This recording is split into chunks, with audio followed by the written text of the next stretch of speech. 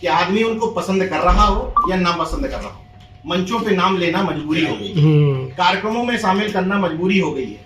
इसी तरीके से संविधान के सामने सर झुकाना, संविधान को हाथ में लहराना, संविधान को लेकर के चलना, संविधान के नाम पे यात्रा करना राजनीतिक मजबूरी हो गई है। लेकिन फिर वही कह रहा हूं कि अभी भी वक्त है, आपको ये समझाना पड़ेगा लोगों को कि हम ये केवल दिखावे के लिए नहीं कर रहे। आप समझिए कितनी बड़ी चुनौती है, विपक्ष संविधान ले रहा है हाथ में, ठीक है, सत्ता पक्ष भी संविधान पे सर पटक रहा है। तो अब ऐसे में जब दोनों चीजें सामने होती हैं, उस समय आदमी ये ऑब्जर्व करता है कि ये केवल कह रहा है या इसके अनुसार आचरण भी कर रहा है। अगर आचरण नहीं होगा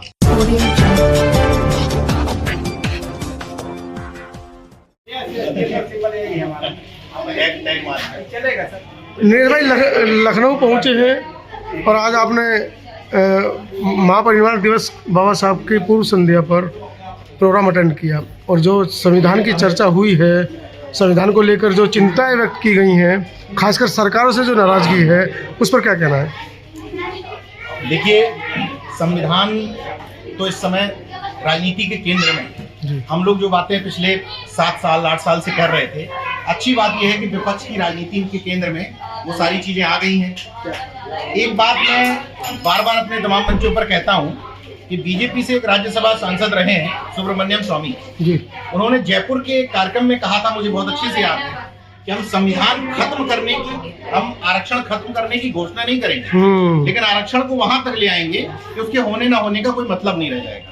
वैसे ही ये घोषणा इस देश में संभव ही नहीं है कि कोई सरकार कह दे कि हम संविधान को खत्म करने जा रहे हैं, लेकिन कोशिश पूरी हो रही है कि उसके धर्मनिरपेक्ष स्वरूप को, उसके सौहार्द को, उसमें जो करुणा मैत्री का संदेश है उसको खत्म करने की जो कोशिश हो रही है, उन्हीं नफरत के खिलाफ हम लोग लड़ने की कोशिश कर रहे हैं। एक पत्रकार के रूप में मेरी जिम्मेदारी है कि जो एक्चुअल सिचुएशन है उसको लोगों के सामने रखा जाए। तो ऐसे जो भी कार्यक्रम होते हैं जहाँ संविधान की बात होती है, लोग बुलाते हैं तो मैं जरूर पहुंचता हूँ। क्या लग रहा है कि जो आम जनमानस है उसके दिमाग में पकड़ पा रहा है वो इस बात को कि सरकारें जो है, चाहे पूर्व की हो चाहे वर्तमान की हो, कहीं ना कहीं संविधान के प्रति उदासीनता जो है आम जनमानस पकड़ पा रहा है उसको?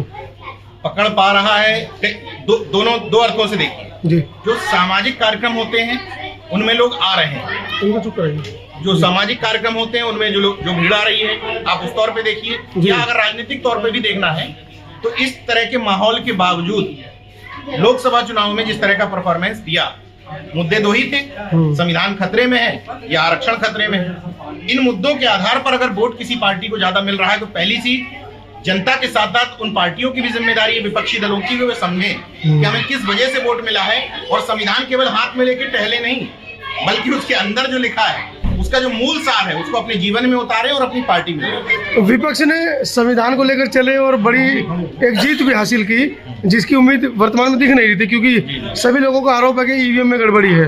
लेकिन उसके बावजूद जिस तरीके से विपक्ष जीता है, और कहीं ना कहीं विपक्ष के पास जब सवाल आए आरक्षण में वर्गीकरण को लेकर या इस तरह के मुद्दे आए तो वो शांत हो गए।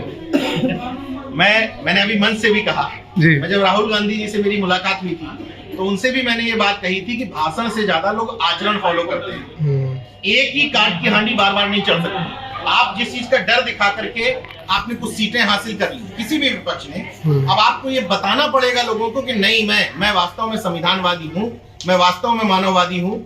और वो इम्प्लीमेंट होगा कैसे? जैसे ये बहाना बना देना कि हमारी सरकार नहीं है, वो इसका जवाब नहीं है। जिनकी सरकारें नहीं है वो अपनी पार्टियों में लागू करें, अपने संगठन में लागू करें, और जो जहां जहां सरकारें हैं वो सरकार में लागू करें, तभी तो लोगों का भरोसा। जैसे जातिवार जनगणना की बात है, कांग्रेस जहां जहां सरकार में है, जहां जहां उसकी सरकार है, वहां वो इम्प्लीमेंट कर देगी। वहां तो कराए, एक जगह किया अभी एक जगह, वो भी अभी केवल घोषणा हुई है जी। तो मैं फिर वही बात कहता हूँ कि भाषण सुनने में तालियां तो बहुत अच्छी बजती हैं, लेकिन जब आचरण के रूप में आदमी उसको परिणित करता है तो फिर लोगों को भरोसा जमता है।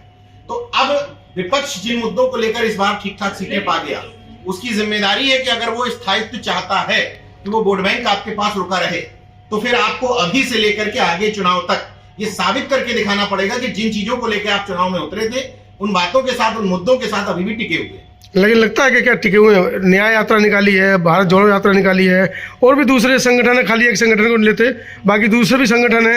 एक तो ट्विटर खेल रहे हैं, दूसरे दूसरे आप जानते हैं कि सड़कों पर किस तरीके से उनका हंगामा रहता है, तो क्या लग रहा है कि जो राजनेता हैं वो इस बात को जानबूझकर इग्नोर कर रहे हैं या उनकी मंशा नहीं है, कहीं बीजेपी ईडी सीबीआई का डर है? देखिए, मैं फिर से वही बात कहूंगा कि कार्यक्रमों में वो बात आने लगी है, भाषण में आने लगी है। अब सीधे तौर पे न कह के एक बात जरूर कहूंगा, बाबा साहब इस समय इस तरह के महापुरुष हो चुके हैं केंद्र में कि आदमी उनको पसंद कर रहा हो या ना पसंद कर रहा हो, मंचों पे नाम लेना मजबूरी हो गई है, कार्यक्रमों में शामिल करना मजबूरी हो गई है। इसी तरीके से संविधान के सामने सर झुकाना, संविधान को हाथ में लहराना, संविधान को लेकर के चलना, संविधान के नाम पे यात्रा करना राजनीतिक मजबूरी हो गई है। लेकिन फिर वही कह रहा हूं कि अभी भी वक्त है, आपको ये समझाना पड़ेगा लोगों को कि हम ये केवल दिखावे के लिए नहीं कर रहे। आप सोचिए कितनी बड़ी चुनौती है, विपक्ष संविधान ले रहा है हाथ में, ठीक है, सत्ता पक्ष भी संविधान पे सर पटक रहा है।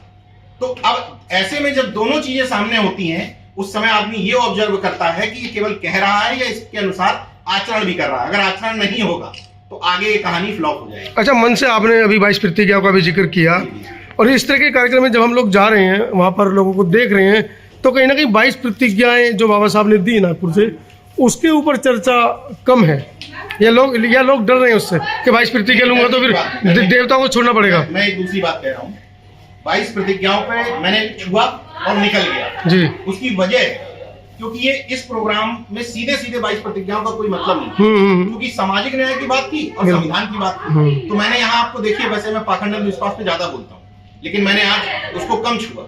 इसका मतलब ये नहीं कि मैं डर के कम छू रहा हूँ जी। कार्यक्रम का मूल एजेंडा क्या है? कार्यक्रम का मूल एजेंडा यहाँ पे फिक्स था कि सामाजिक न्याय और संविधान। नहीं, मैं दूसरे मंचों की बात कर रहा हूँ कि जैसे दिल्ली की घटना हुई कि राजेंद्र पाल गौतम जी ने 22 प्रतिज्ञाएं ली, बाहर कर दिया। हालांकि वो 22 प्रतिज्ञाएं सरकार खुद बाबा साहब के वॉल्यूम के अंदर बेच रही है, वो पैसे भी कमा रही, प्रचार प्रसार भी कर रही है, लेकिन मंत्री को भगा दिया जाता है। मैंने एक बात कही है मंच पे, आपने गौर किया होगा जी। मैंने कहा कि आप बाबा साहब का मंदिर बनवाना चाहते हो, सरकार बनवा देगी। आप बाबा साहब की प्रतिमा कितने फुट की कह दो, सरकार लगवा देगी। उसको पूजने से तकलीफ नहीं है। वैसे ही जब तक आप तथागत को इस रूप में पूज रहे हैं कि हमारे खुदा हैं, भगवान हैं, तब तक सरकारों को तकलीफ नहीं है। लेकिन जब बुद्ध के इस दर्शन को समझ लेते हैं और बाबा साहब की इन प्रतिज्ञाओं को जब आप पढ़ने लग जाते हैं, तो खतरा उत्पन्न हो जाता है। चलिए, धन्यवाद।